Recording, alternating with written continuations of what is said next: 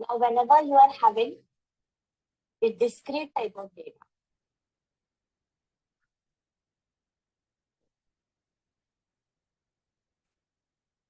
then what you are going to select, guys? Any idea? Whenever we are having discrete type of data, what probability function should we choose? PMF, right? Probability mass function. In other words, we call that probability mass function.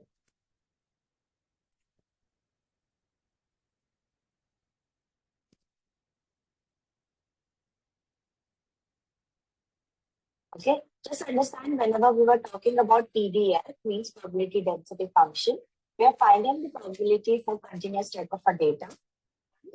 The probability which we are finding is for some desired range. Okay, now since we are talking about PMF, which is probability mass function, we calculate the probability on the basis of some discrete values. What are the discrete values? The values which are getting repeated. For example, if I toss a coin, how many times head is going to come? Tail is going to come. If I roll a die, how many times one is going to come, two is going to come, such kind of a thing. Okay? That is discrete numerical. Now, there is one thing called as CDF, which I hope I told you that we are going to discuss later. Cumulative density function, right? Let me write it down. Maybe we already had discussion over this, but still, just writing it down for the better clarity. Whenever I say cumulative density function means what? Cumulative density function say that suppose whenever we are having PDF, you will see your probability function will somewhat look like this. When we are having P of X, it's less than equals to 0. Oh, let's say it's less than equals to 3. Somewhat like this. This is some kind of a function. And for such kind of a range, we are going to find the probability. Okay, so within this range, within this desired range, we are going to find the probability, which is called as PDF. So PMF, you will be watching probability density function looking somewhat like this. P of X is equals to X. Okay, because we'll be having some exact value, let's say 6, 4, 3, 2. That's why we call it as probability mass function. Whenever we find probability of some given mass, we call that as probability mass function. Now, since cumulative density function is coming into the picture, understand it works for both continuous and numerical type of data. Okay, depending upon either it is continuous, continuous and discrete. Okay, cumulative density function or cumulative distribution function, either of the definition or let's say abbreviation we can use. Whenever we are having CDF, what kind of probability we are going to find? Let's say if I am having the probability P of X, where X is less than 10. We are having P of X where X is greater than 10. Somewhat like this. Here you can see PDF was working for some sort of a range. PMF was working for some sort of a number. We are finding the probability for some number. The cumulative density function works for such kind of a value. Whenever we want to find the probability of something which is less than some number, which is greater than that some number, we can see that for greater than and less than we have CDF. Equals to we already have PMF. And for some desired range and the data which is continuous in nature, we already have PDF coming into the picture. Okay. Since understand one thing, guys, you can face such type of expression in the continuous type of data as well. You can see this is describing some sort of range, etc. But suppose if something is not in range, but we do have a value which is less than or greater than. So in such cases, we are going to use cumulative density function, which is or which can be used for both continuous and discrete type of value. Getting my point? These 3 points are clear. Anybody has any sort of question? We already had discussion over this. I'm just giving you a quick revision.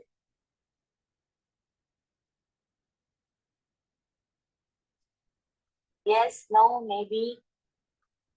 You guys know, right? What is hypothesis? Whenever we are having some claims, what we do? We create null hypothesis and we create alternative hypothesis on the basis of that. Just a minute.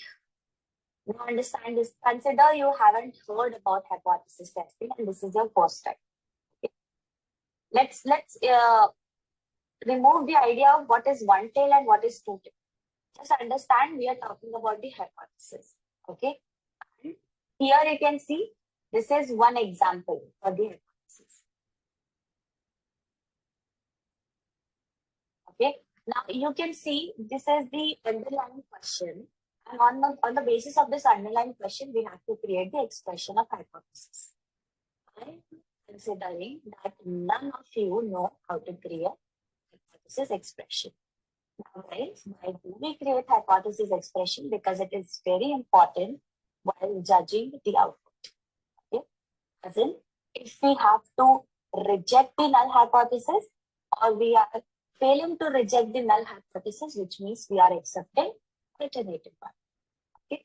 For example, if you read this question very carefully, what this question is saying, the true value of one type of degree or diploma cannot be quantitatively measured, but we can measure its relative impact on the studies.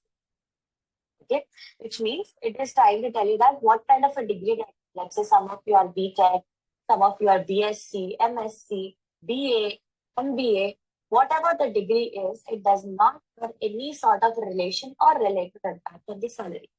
There is a possibility that the degree of a person is BA, but that person is businessman earning more than a normal person. Let's say the degree is BTech, he's earning on an average, MBA, he's earning more. Right? So we cannot measure the impact of the degree on some person's salary. What we can measure, here you can see the graduate of Quebec University with BA or BSc degree have a mean annual starting salary of $28,000 or $28,300. Okay, now understand one thing. Why are we talking about hypothesis? Okay, this is very important question.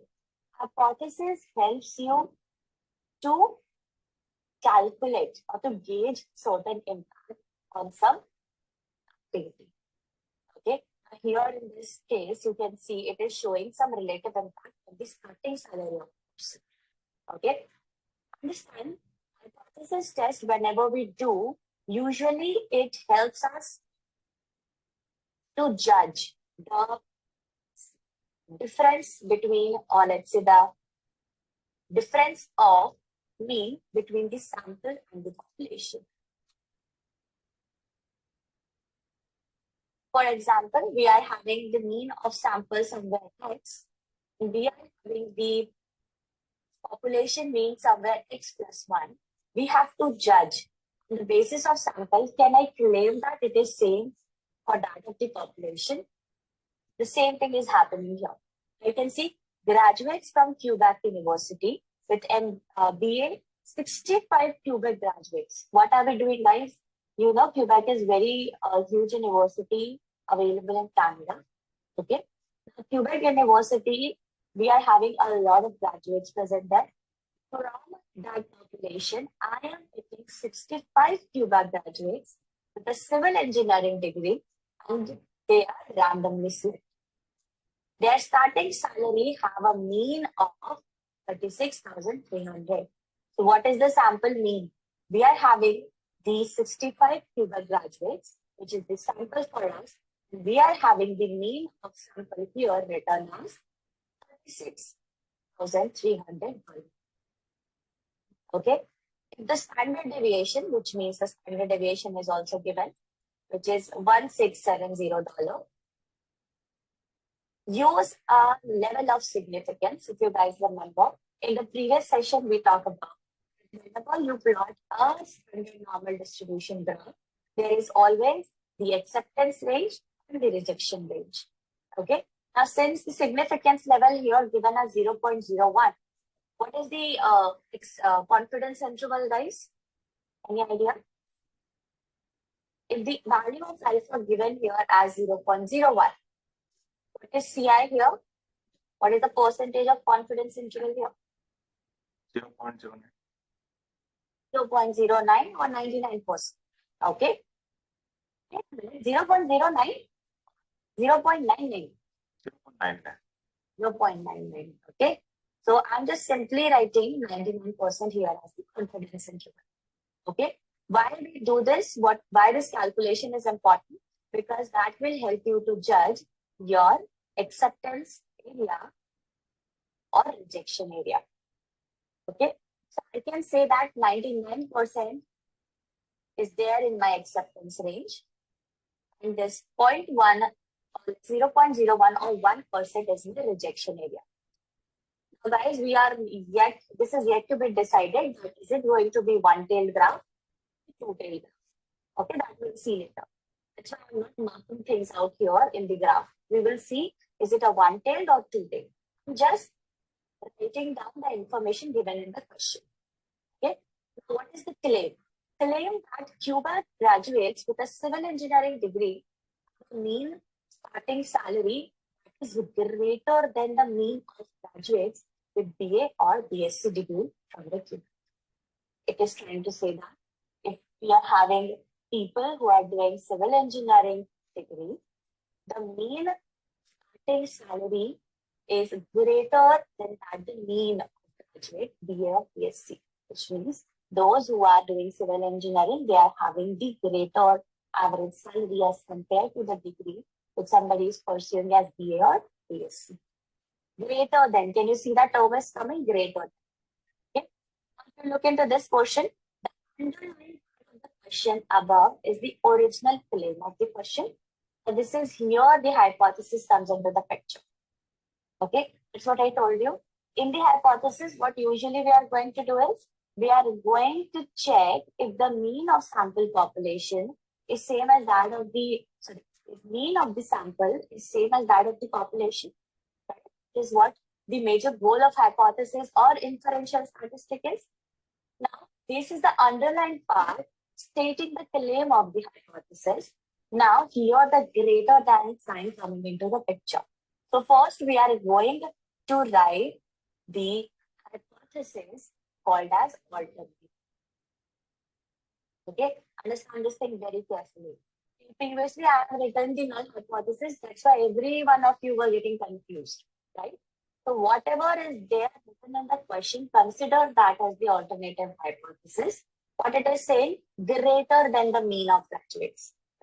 So can I simply write the mean average salary for the civil engineering people is greater than that of the mean salary of any graduate doing the degree of BA or BSc, right? How much it is greater than that, you can see it is already given in the question. Where it is, annual salary for the degree is 28,300. Now is it making sense? Previously, we were getting confused in this section only. So whatever is written there in the question, consider that as the alternative hypothesis, or which day or which one, write that thing on the first go. Okay. Now, we are going to write the null hypothesis. We are going to simply write h of 0. Do the converse of this claim. What is the reverse of this claim? Is it greater than? Then we are going to write less than or equals to 28,300. Consider one thing, guys. Either you are going to write equals to, no problem. You are going to write less than equals to, no problem. They both are same. Okay. Just understand one thing, that the equals to sign is coming into the picture. Now getting the point. So whenever you are getting the hypothesis coming into the picture, write whatever written in the question as the alternative one. And reverse of that is going to be your null hypothesis. Making sense? Now, what we have to do, we have to run some tests to check which one to accept or which one to reject. Do we have enough proof to, let's say, accept alternative hypothesis? Do we have enough proof to, let's say, accept null hypothesis or reject the alternative one? Now, what we are trying to do, we are trying to collect the proof for making this claim. That is what our major job is.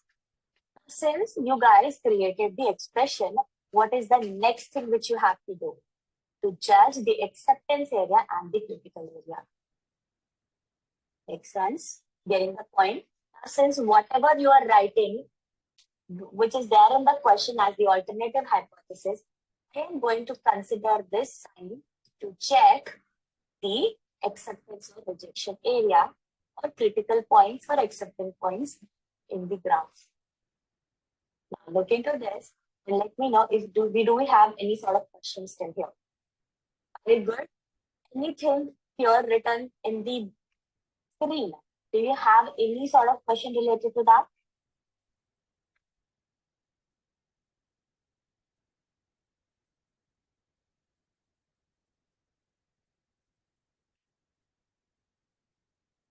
Give us 2 minutes time, Megha. Just analyze. Yeah, sure. No issues.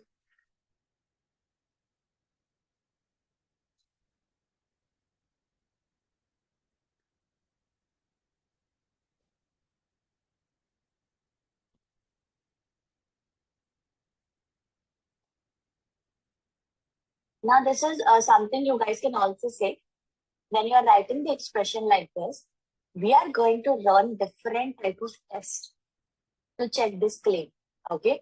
Now, understand, every test is unique in its own. Okay? There are some of the observation given in the question, so we are going to apply that test. There are some other observations given in the question, so we are going to apply t-test. There are some of the other observations given in the question, so we are going to apply test. Based on that, it is going to vary. But our ultimate goal is to judge the hypothesis, and we have to make sure that either to accept the alternative one or fail to reject the alternative one. Simple. Okay. Since we are having no questions, there is one note written right beneath in your PDF. You can see in elementary statistics, we use equals to sign for null hypothesis, and the sign of the alternative hypothesis is based on the original claim of the question. Okay, that is what I was trying to tell you in the previous session. Maybe I messed it up. You can judge it very clearly.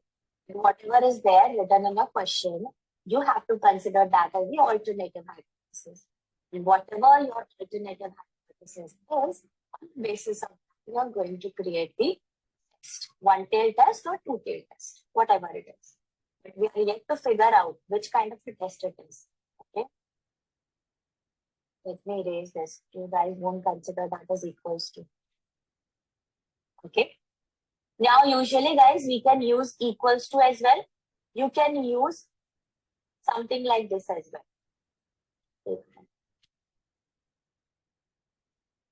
You can see the thing which we have written. Right now, these days, we write claims like this. If you don't want to use less than, you can use equals to as well. Just do not hesitate or do not get scared. Why only equals to is there? Why not less than sign is there? Getting it? So simply, either you can write this one or you can write any one of it is possible. Okay.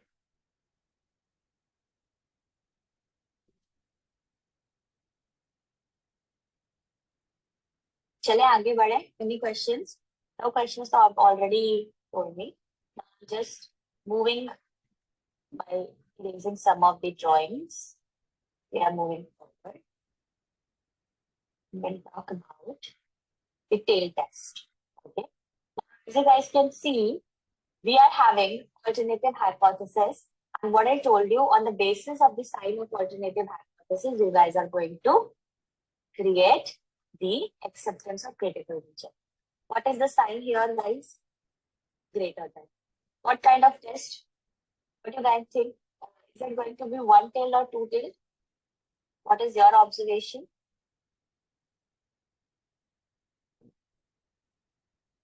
It is going to be one-tailed. Okay. Since I have given you this benefit of doubt previous session only, whenever you are having this sign written in the alternative hypothesis as greater than or less than, consider that it is going to be your one-tailed test. Okay, and which is true as well, na guys? If you consider this is your standard normally distributed graph. Okay.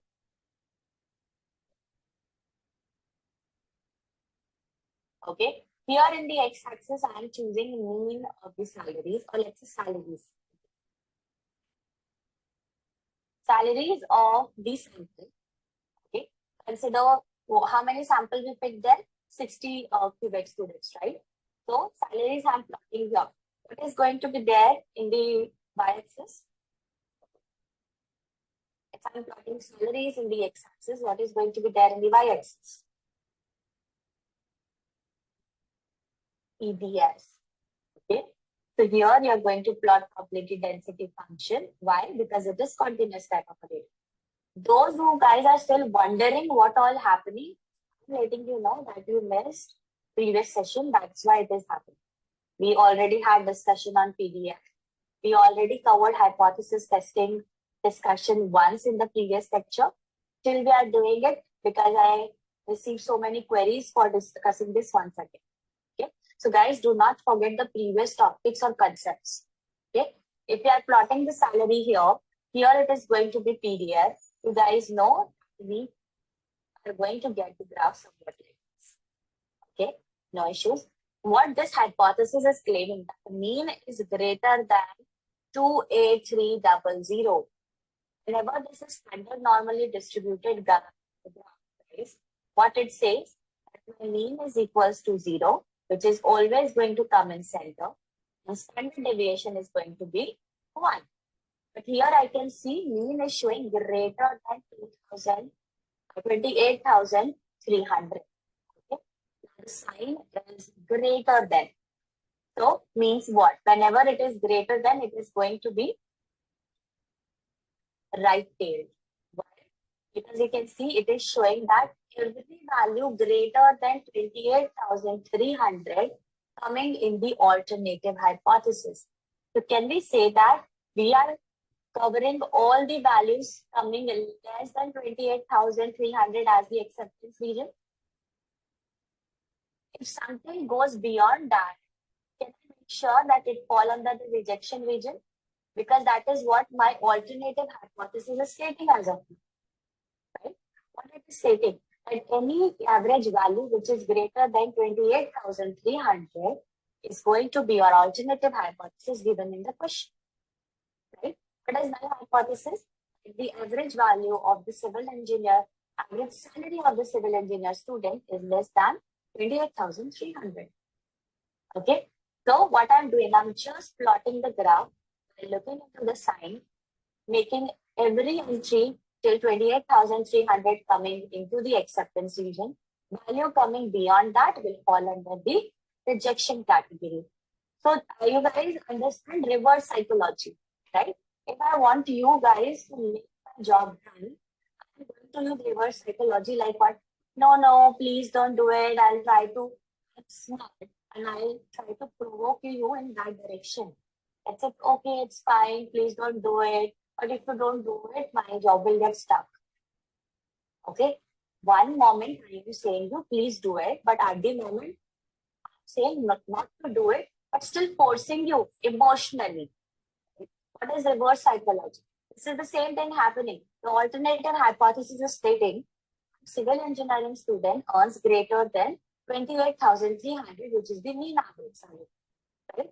So every salary going greater than that, and considering that falling under the rejection region, if my score is going to come and capture that area, well and good. We can move forward with the hypothesis. If my score comes less than that, we will fail the hypothesis. Getting it? So for you, it's just to understand whenever you are having the greater than sign, it is going to be the critical region coming always in the right hand side.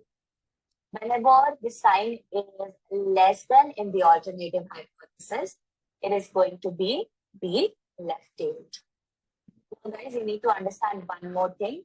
We already have the value of alpha coming here as 0.01, which means this is going to be your 1% of the graph.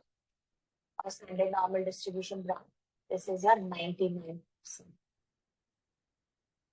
Getting it? And here in the 99%, every value, let's say less than 28,300 going to come here. Every value greater than that will fall under this. I'm just considering that. The most extremely large values deviated from this mean value will come in this section, and we are considering that section as the critical region. Understood? Getting the point? Zoom in this. I'm giving you some kind of observe by okay. On Pari will be solving some more of this question so that you guys can judge which one is the alternative one, what kind of detailing test it is going to be, things like that.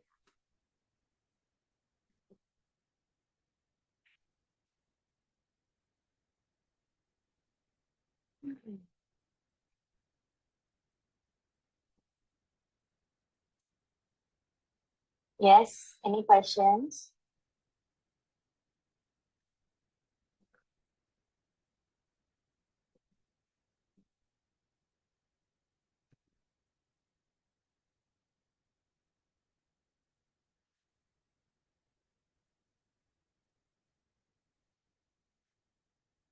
Ursula, quickly, if you guys have any sort of question, you can ask me, no issues.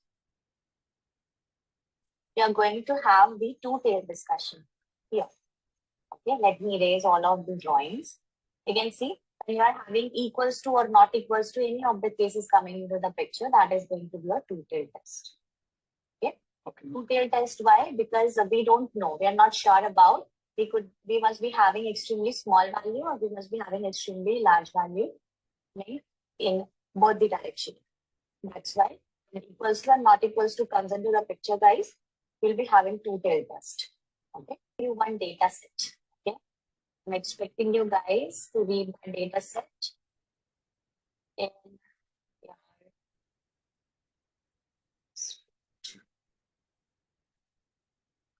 custom. Okay.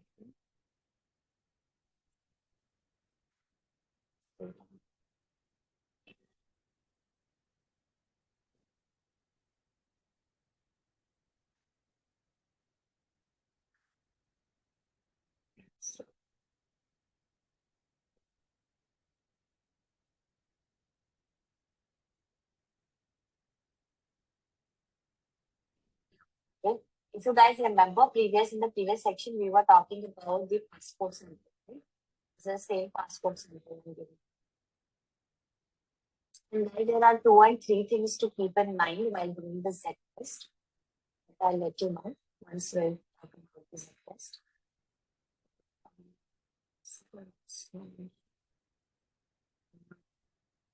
Oh, what I can do is, just a minute, okay?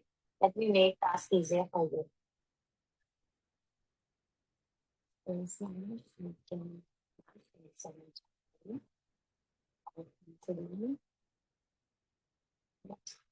important student.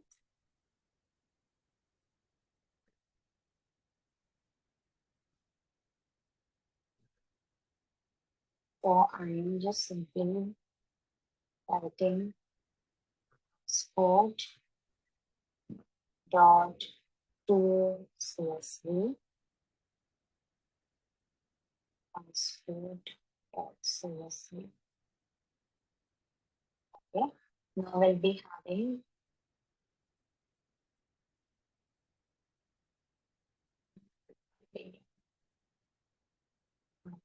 system again start.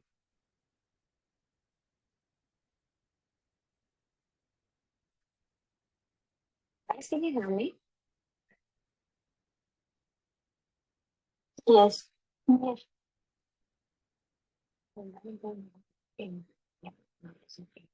Just a minute. I'm giving you the CSV directly, okay? I'm going to have CSV. So this is slash. Okay, read this CSV. Instead of doing this copy paste, just read this CSV in the system. I'm giving you info. Okay. Renaming the notebook. Set test.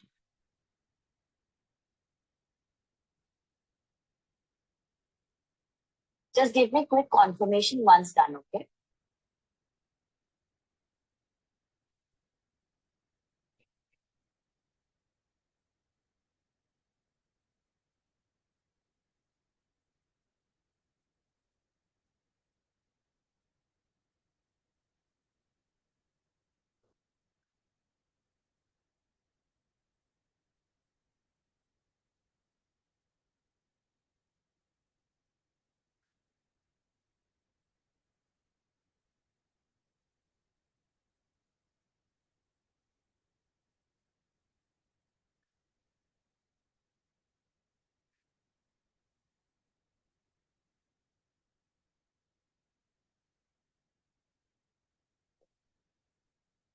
Okay. Guys, do you understand the application of inferential statistics? Basically, what happened? We cannot, suppose if I give you this passport data set, okay, consider. You guys know that passport is getting created or being created with the help of passport saver page, right? And in a month, they must be receiving lakhs or crores of application maybe. There is a possibility that they are receiving like 10 or 20 lakh application per day. Okay, application I'm talking about. Now, we cannot be performing machine learning algorithm on those huge number of entries. Plus, Passport Seva King will never give me the data of those entries. Of course, they will give me the mean and standard deviation, but they are not going to give me the access of whole data. So in that case, we will get stuck, right? Even if I want to perform some hypothesis, since I'm not having the whole data, I want to learn machine learning model, I don't have the whole enough data. In such cases, will not be finding any sort of crucial outcome from that, right? So that's where your inferential comes into the picture. It states that if you are failing to get the whole data, why not to perform something on sample and make the same claim for the population, right? But the claim for the sample is to be that precise that you can make the same claim for the population. Okay? Understand there are so many objectives and there are so many application of inferential statistics. That's why we are learning this hypothesis testing present inside this inferential section. Okay. Now we'll be talking about Z-test. Okay. Guys, before going towards the Z-test, there are some of the things which we need to know. Like what is the formula of Z-test? Okay. Although it is not required, but still, why? Because it will help you to do the comparison among different tests, right? As I told you that we are going to perform hypothesis testing, and within the same hypothesis, I can perform t-test or ANOVA, whatever it is, I can perform, right? What is the major difference among different tests? Now we are going to perform Z-test on the basis of the hypothesis. Let's write the question first so that you guys will be able to understand. Consider this is your passport data set. You'll be having the index positions here, and we are having the samples of the processing time. Okay. So focus here, guys. Once you are done reading the data set, the question says that, repeating it once again, passport office claims that the passport applications are processed within 30 days of submitting the application. Within 30 days of submitting the application. Okay, and if you want to write down the question, you can. If you want to understand and keep it in your head, that is also okay. So what is I saying? If you complete or if you give all the necessary documents, this passport office is going to create your passport within 30 days. Okay. Now, we do have a passport.csv file, and we are having this sample of data.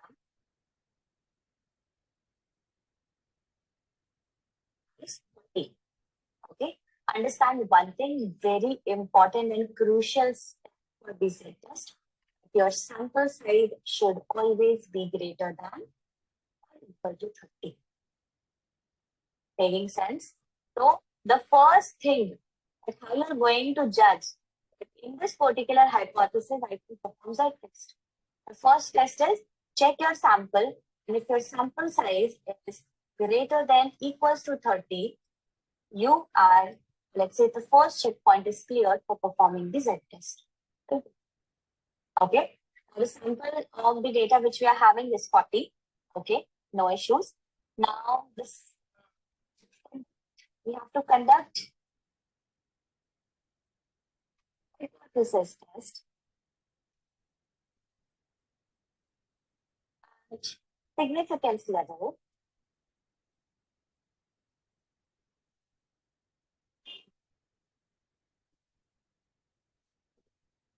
Alpha, I'm just writing the abbreviation of alpha here as A, which is 0.05. The population standard deviation given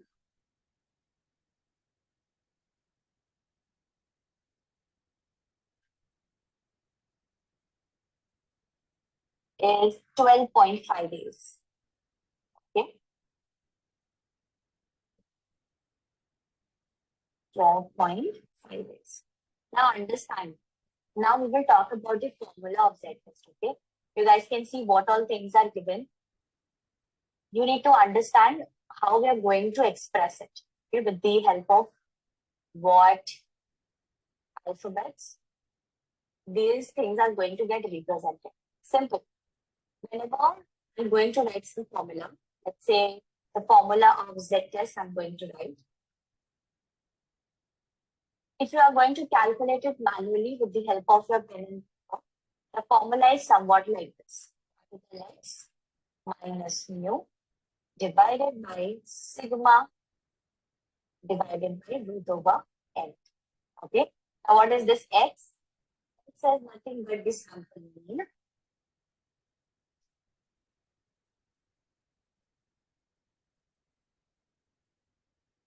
What is mu? Mu is nothing but the population mean. And this is going to remain throughout the hypothesis testing, okay? If you want, you can jot it down somewhere. Population mean. What is sigma? That is population standard deviation.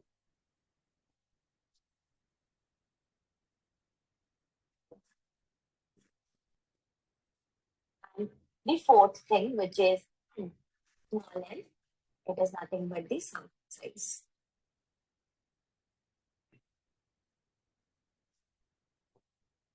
Okay, so this is the formula of Z test. Now understand one thing, guys. We don't have, why I'm giving you the formula? Because we don't have any inbuilt method in the SciPy which directly do the Z test for us. Okay, we have to define a function. And based on that function, we are going to conduct the Z score. That's why understanding or writing down the formula is important. Since we are not doing it manually with the help of pen and paper, but we have to create one function to implement this formula. It will help me to find the Z score. Okay, coming back to the point, when we are going to perform the Z test. Okay. Let me consider this as a one equal. On what conditions we perform Z hypothesis test. Point number one, if the population variance is given. In our question, variance and standard deviation, guys, you guys know they both run hand in hand. It's just the matter of time when for one we use square root, for another we don't. Okay, so we can say that if the variance in the data set, or let's say if the variance of population is given, then we can perform Z test. The second thing, which is very important, the sample size should always be greater than 30 of data should always be greater than 30. Okay. Now, the next thing, population variance is known.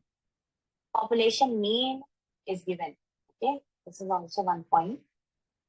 Population mean is given. Okay. Simple. And the point which is very important that it should be, it is always going to get calculated over normally distributed. Okay. Follows normal distribution. Simple. Okay. So these are the certain parameters or these are the certain things which we need to keep it in mind before hopping towards the next. Okay. Just giving you a moment. You guys can jot it down.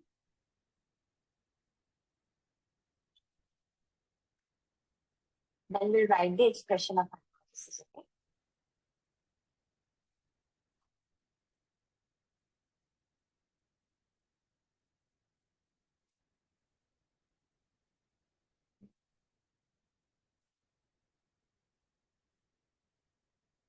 The average, let's say the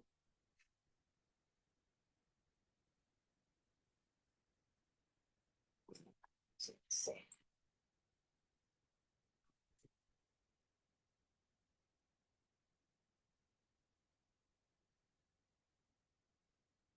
14 days of submitting the application.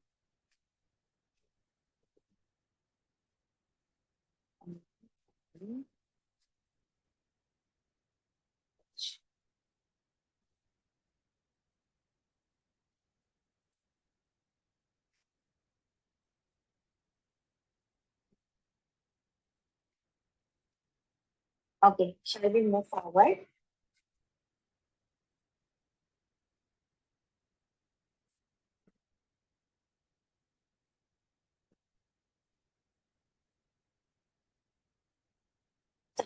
Since you guys have written all the conditions which will allow us to do the hypothesis testing, what is the next thing? The next thing is writing the hypothesis expression. Okay. By looking into the question, what it is saying, passport office claims that passport applications are processed within 30 days of submitting the application on an average. So is it going to be the null hypothesis or the alternative hypothesis? First alternative one. So can I simply write H of A states that mu is less than 30, right? It takes less than 30 days of submitting, right? Now, today, I hope I'm making sense. Okay. Now, let's write the hypothesis on the basis of the alternative one. Can I simply say my null hypothesis is nothing but H of 0, mu is greater than equals to 30. Of course, we can. Now, what is the tailing, guys? I know it is one tail, but right or left? Okay. So, the rejection area is going to fall in the left side of the graph. Okay. Simple. So, now coming back to the point, we are going to find the z's. Now, understand this thing very, very, very good. We are having sample of 40 passport entries. Okay, processing time you can say. Now, the Z test which we are going to calculate, or let's say the Z score. Okay? That Z score will help me to judge if we are going to accept the hypothesis or we are going to reject the hypothesis. Okay, or you can say that, or we are going to accept the alternative one, fail to reject the null one. We are going to accept the null one, fail to reject the alternative one. Any of the case can happen. Okay. Since this is already defined, we also judge this part. Now, what is the next thing which we have to do to find the Z score? One more thing which I want to tell you guys is that whatever Z score we are going to calculate, we will keep that Z score and we'll go back into the Z score table, which is already there available in the Google. the statistical table. If you want, you can create on your own with the help of Python, but we are not going in that direction. It takes a lot of effort. We'll directly open one Z table. Whatever the Z score is going to be, we'll put that Z score value in the table and pull out the percentage. Okay, chalo, I'll tell you, don't worry. As I told you that we have to declare the function, right? We cannot directly use this hypothesis test. Now, one more thing, guys. You know that this is very important. Keep this in your head. We have probability density function coming into the picture in the y-axis. We do have processing time coming in the x-axis. It is giving me the graph like this. But during the calculation, I cannot use PDF because you guys know it works for a range, right? We don't have any defined range in which we are going to work. So PDF is good for creation of the graph, since when we talk about the calculation, PDF is not going to work because you know it finds the probability for the desired range. Do we have range here in the hypothesis, guys? No. So what do the guys think? Instead of PDF, what should I use while writing the function? What probability function should I use? Okay. Whenever you have continuous type, it works for both continuous and numerical. Whenever you have the continuous type of a data and it is giving you some less than or greater than value, you can directly use CDF. Okay, making sense? So we are going to take the help of CDF here because I can see my hypothesis is showing somewhat like this. Okay, so I'm just erasing these things and keeping the formula on. We are going to define one function. Before defining the function, I'm just importing one more module, which is math. Okay, removing shift plus enter from here, importing math. Simple. I've saved my data set in the passport variable. So please be sure that where you guys have saved your data set, and please use that variable only. Okay, don't get confused. So, shall we do this after the